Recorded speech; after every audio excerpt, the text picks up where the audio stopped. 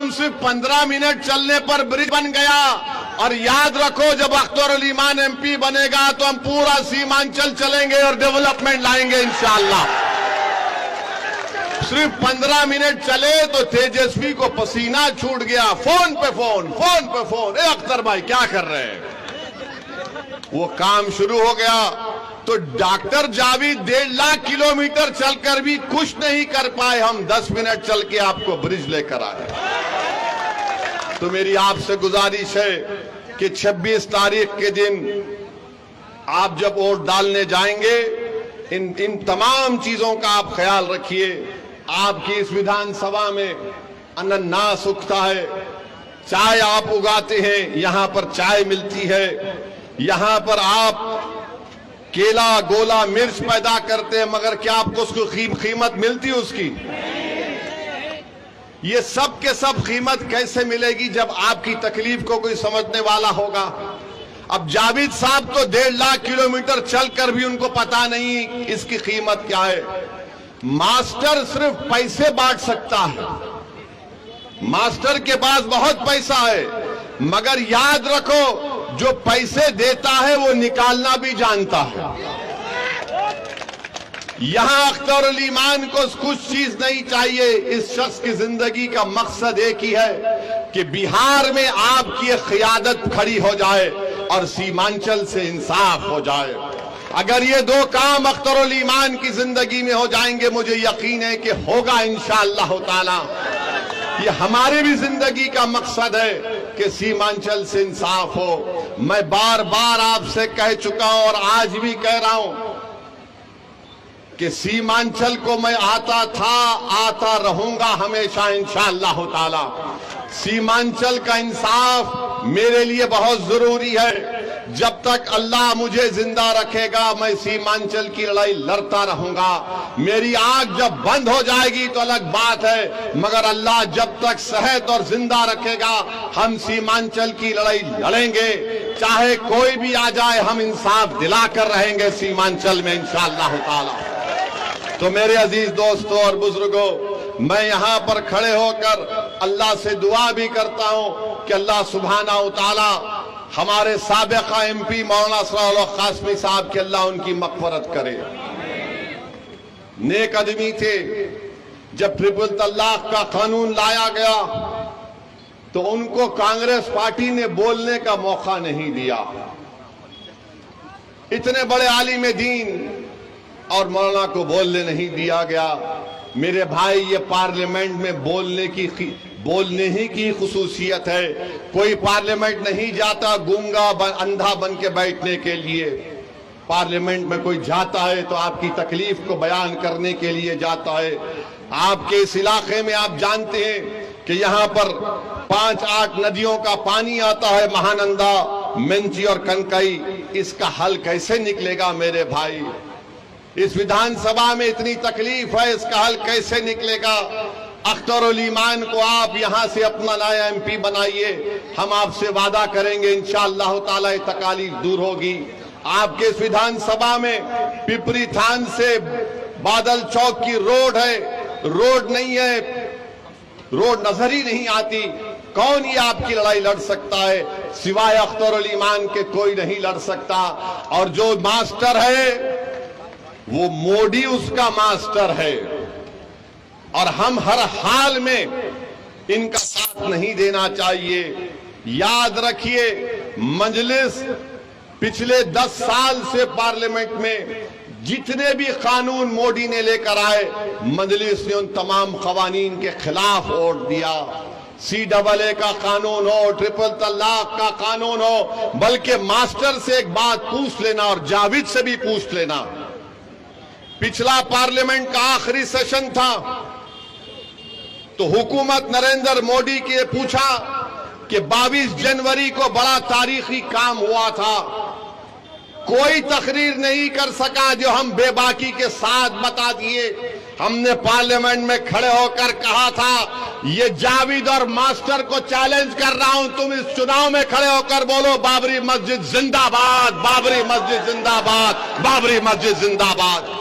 नहीं बोल पाएंगे क्यों नहीं बोल पाएंगे? क्योंकि मास्टर का मास्टर मोदी है, और जावेद तो बेचारे उनको बोलेंगे हाँ हमारी जान निकल जाएगी। ये काम हमने किया पार्लियामेंट में खड़े होकर। सबने हमसे पूछा तुम्हारी हिम्मत कैसे हुई? हमने कहा अरे हिम्मत का मामला नहीं है, ज़रफ का मामला है। हिम्मत का मामला नहीं है। जिसका ज़मीर जिंदा होगा वो नाइंसाफी को नाइंसाफी कहेगा। आप बताइए, ये लोग ये भी नहीं कह सकते पार्लियामेंट में? अरे हम देखते हैं जावेद साहब को, कुछ नहीं कर सकते, बैठे रहते। अच्छा एक बात जावेद साहब की है, जब हमारा भाषण होता है तो पहले से आकर बैठकर सुनते हैं अब ये क्या बोलने वाला है। हम भी समझते हैं कि ठीक है, कोई सुन रहा है सीख रहा है तो हमको इतराज नहीं है, मगर इतना हमारा भाषण सुने तब भी मुंह में जबान नहीं आई, तब भी मुंह में जबान नहीं आए। हम तो समझ रहे थे कि हमारा भाषण सुनकर जावेद साहब भी एक मर्तबा कुछ बोल देंगे, मगर नहीं बोले।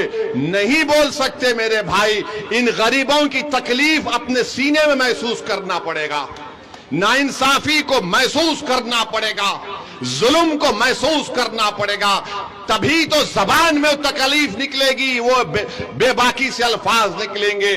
तो आपसे एक ही गुजारिश है कि 26 तारीख के दिन आप लोग सुबह के वक्त अपना एक एक वोट का इस्तेमाल करिए, अख्तरुल ईमान को कामयाब करिए।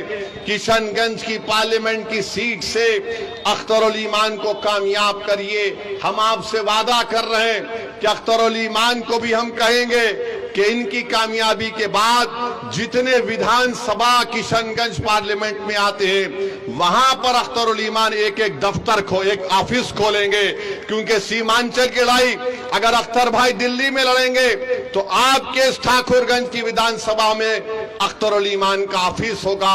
वहां पर एक लड़का बैठेगा, आप कभी भी आकर अपनी तकलीफ को उसको बयान करेंगे ताकि आपके एमपी को मालूम हो सके।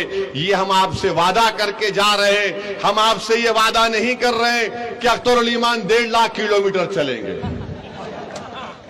अख्तरुल ईमान चलेगा जरूर, और आपको भी साथ में चलना पड़ेगा इंशाअल्लाह ताला। हम आपको बता रहे हैं आने वाले महीनों में इंशाअल्लाह ताला विधानसभा के चुनाव से पहले अगर आप हमारे साथ चलने को तैयार है तो पूरा सीमांचल चक्का जाम किया जाएगा। मोदी याद रखो, तुमको बताएंगे यहां पर घुसपैठी नहीं, यहां पर इंसान रहते हैं। अरे तुम सबका साथ सबका विकास की बात करते हो, तुम विकसित भारत की बात करते हो, मगर सीमांचल को तुमने नजरअंदाज करके रख दिया। 10 साल में तुमने एयरपोर्ट नहीं बनाया, तुमने कोचा दामन में रेलवे स्टेशन नहीं खोला, तुमने बहादुरगंज में डिग्री कॉलेज नहीं खोला।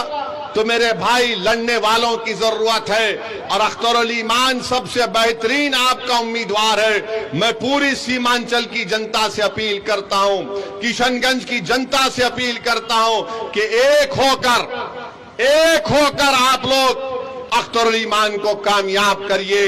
याद रखिए, बीजेपी अगर दोबारा इख्तिदार में आएगी तो बीजेपी भारत के संविधान को और आइन को तब्दील कर देगी।